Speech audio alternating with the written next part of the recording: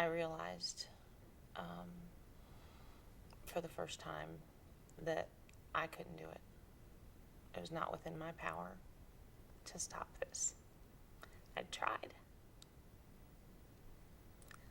I'd tried and tried.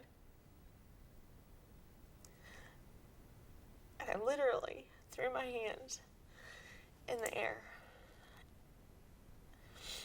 and said, God, I cannot do this. You have to do it. I'm done. I can't. And the peace that instantly washed over me was so great.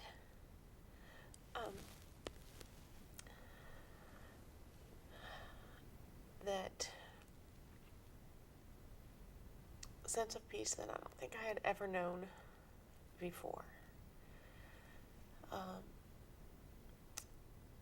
And that sense of surrender that I didn't have to. That there really was somebody else that was going to take care of me. And he'd been there all along. I'd known that.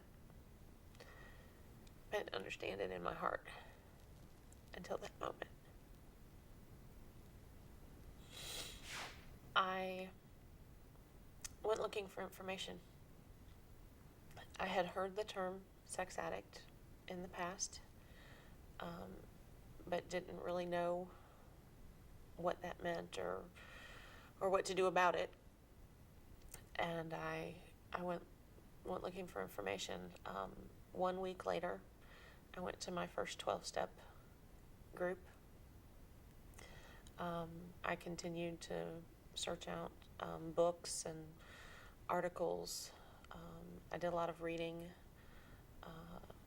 Did a lot of reading in my Bible.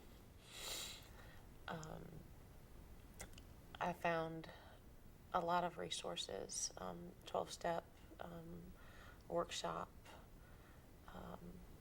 a lot of different support networks available. And I started talking. I started telling people what was really going on in my life. I don't think I'll ever forget going to that first meeting. I arrived a few minutes early, but was unsure of where to go in the building. So I'm standing outside waiting to see other forms of life, and somebody walked up, and I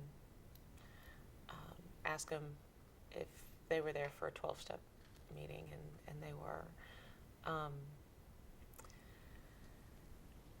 And so I went in to a room with about 10 men in it, and I was the only female in the room. And as we went around the room and introduced ourselves, I was told that, first meeting, it wasn't important for me to say anything, introduce myself, just listen. And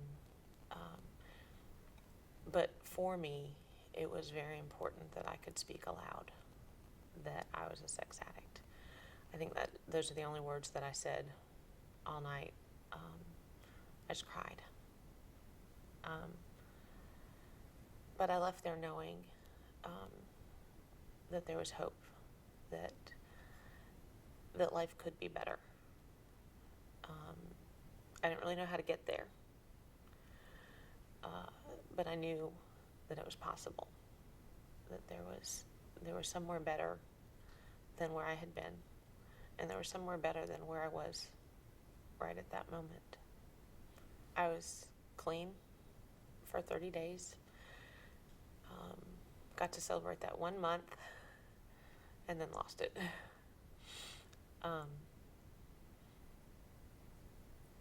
It was so overwhelming to think that this was the path for the rest of my life. It was so hard to think that I could do it. Yeah, sure, I could do it for 30 days. But I'd done 30 days before. I'd done 6 months before. Could I do it for the rest of my life? And so I think there's some rebellion there. But this whole experience was so much different than any other time that I had tried to stop. It wasn't a sense of I'm doing it. It was getting out of the way and letting God do it. I learned fairly early in recovery that I didn't know how to have a relationship. That I had not been taught how to relate to other people. I hadn't been taught how to share who I was. I had been taught to keep quiet. And so there was a lot of confusion. Again, just a sense of being overwhelmed. There were people that very much were trying to reach out to me,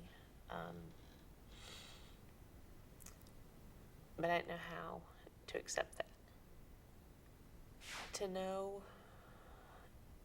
God's grace and to know that that He loves me, to know that that Christ loved me enough to die for me,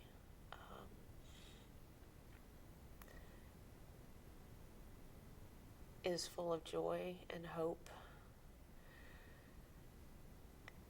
and amazement